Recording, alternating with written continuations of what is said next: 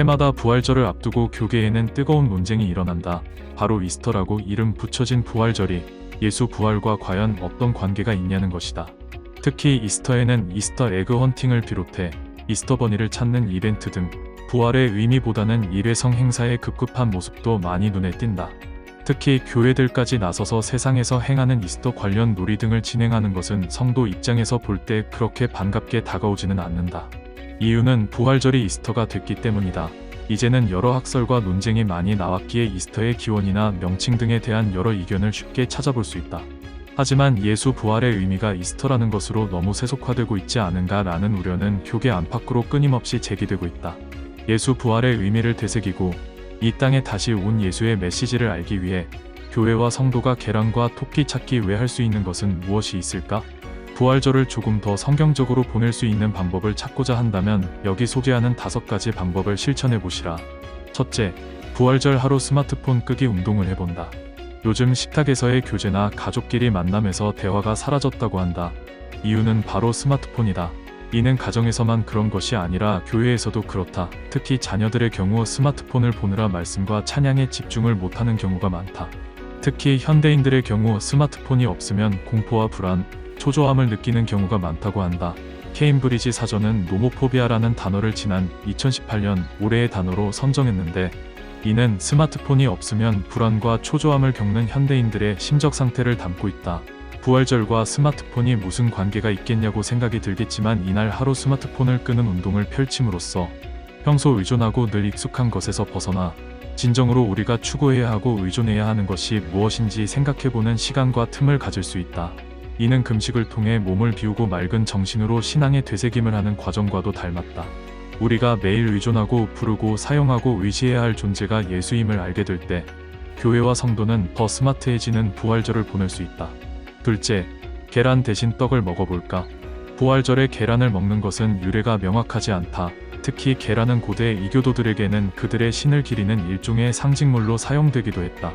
여러 학설이 있지만 계란을 먹는 이교도들의 풍습이 로마 가톨릭에 들어오면서 계란에서 새 생명이 나오는 것을 비유해 부활절 상징으로 쓰였다는 말도 있다. 하지만 엄연히 계란은 부활을 하는 것이고 예수님은 부활을 하신 것이다.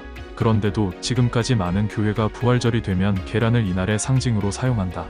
교계 일부에서는 부활절에 계란 대신 차라리 떡을 나누자는 것이 좋다는 견해도 있다. 이들은 성경 속 말씀을 근거로 주장을 내세운다. 사도행전 20장 7절은 안식 후 첫날에 우리가 떡을 떼려 하여 모였더니라고 말한다. 마가복음 16장 9절을 보면 예수께서 안식 후 첫날 이른 아침에 살아나신 후라고 나와 있다.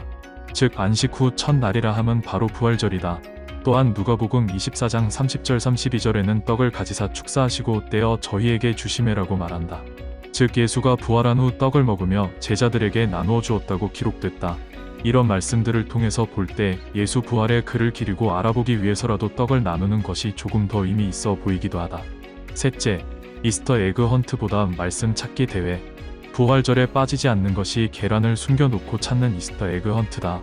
이는 교회뿐만 아니라 일반 사회 커뮤니티에서도 시즌을 맞이하는 퀴즈 프로그램으로 적극적으로 활용한다. 하지만 부활절에 계란을 찾는 재미가 과연 부활절 의미와 어떤 관계가 있을지 진지하게 생각해 본다면 이를 접하는 것이 그렇게 달갑지는 않을 것이다. 하지만 긍정적인 부분은 이 같은 놀이문화 덕분에 아이들이 부활절을 기다리는 것이다. 그렇다면 계란 대신 조금 더 부활절의 의미를 부여한 것을 찾는 프로그램을 더하면 어떨까? 예를 들어 계란 대신에 말씀이 적힌 선물을 숨기고 이를 찾아서 읽으면 선물을 주는 프로그램도 생각해 볼 만하다. 넷째, 규모 있는 예배보다 소그룹별 부활절 모임 장려하기. 미주 한인교회의 경우 부활절에는 지역 교회들이 연합해 예배를 드리는 것이 하나의 큰 행사로 여겨진다. 지역 내 작은 교회들과 연합해 한 번에 예배를 드리는 것은 긍정적으로 볼 부분도 있다. 하지만 팬데믹 이후 코로나19 확산 우려도 있는 데다 재정이 힘들어진 교회의 경우 큰 행사가 부담으로 다가올 수 있다.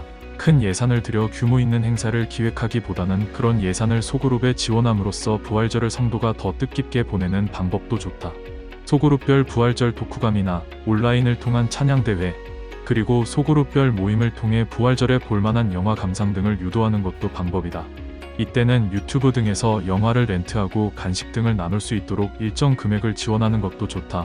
그리고 감상평 등을 교회 게시판이나 온라인 모임 등을 통해 공유한다면 훨씬 더 참여도가 높을 것으로 보인다. 5째, 씨앗 심기와 같이 생명에 대한 의미를 알리는 운동 전개. 최근 한국에서는 부활절 씨앗 심기 운동을 펼치는 교회들이 하나둘 늘고 있다. 특히 인터넷 전도 용품숍에서 계란 모양의 화분 상품을 취급하는 경우가 많아지면서 교회들로부터 좋은 반응을 끌어내고 있다. 씨앗 심기는 죽음에서 살아난 것을 뜻하는 것은 아니지만 생명을 심고 그것이 자라는 것을 지켜보는 과정에서 새로운 시작을 알린다는 것이 부활의 메시지와 닮은 점이 많다. 특히 어린 자녀들이 계란 찾기나 이스터 토끼와 사진 찍기 대신 차라리 이런 씨앗 심기를 통해 부활절을 맞이한다면 성경에서 말하는 부활의 의미를 받아들이기에 조금 더 좋은 환경이 마련될 수 있다. 교회 차원에서도 부활절 맞이 꽃 심기와 같은 행사를 통해 지역 커뮤니티에 봉사하는 방법도 좋은 아이디어다. 실제 워싱턴 DC 지역에서는 한인 교회들이 연합해 지역 공원의 부활절 맞이 꽃 심기 행사를 진행하기도 했다. 해마다 부활절이 되면 이스터 관련 상품이 쏟아져 나온다. 부활절을 기념한다는 취지는 좋지만 너무나 성경적 메시지와는 거리가 멀어 보이기도 하다. 올해 부활절은 세상의 즐거움이나 유희가 아닌 성경에서 말하는 예수 부활을 성도와 지역교회가 함께 나누는 방법으로 보내는 것은 어떨까? 5가지 방법 중 한 가지라도 실천할 수 있다면 올해 부활절은 더욱 뜻깊은 시간이 될 것이라 본다. 본 내용은 미주 한인 기독언론 크리스찬투데이에 실린 내용을 바탕으로 재구성한 것입니다. 더 많은 기획 기사를 보고 싶으시면 www.christiantoday.us에서 만나보세요. 미주 한인교회와 성도에게 뉴스를 전하는 CTN 미디어도 많은 구독과 좋아요, 알림 설정도 부탁드립니다.